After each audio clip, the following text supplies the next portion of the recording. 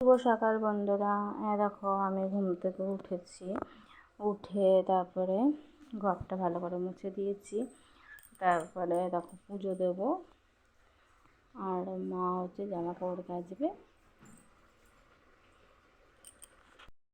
মা জামা কাপড় কেচেছে অর্ধেকটা, আর অর্ধেক বিছানা চাদর মাদর সব কাচবে।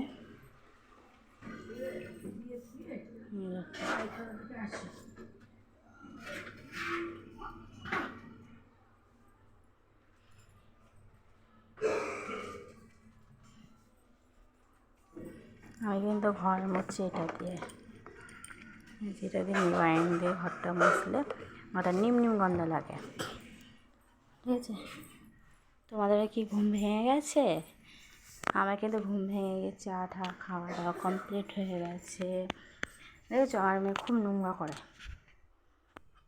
আজকে হচ্ছে স্কুল ছুটি, তার জন্য টাটা, গুড মর্নিং, শুভরাত্রি। দেখা হবে নেক্সট ভিডিওয়।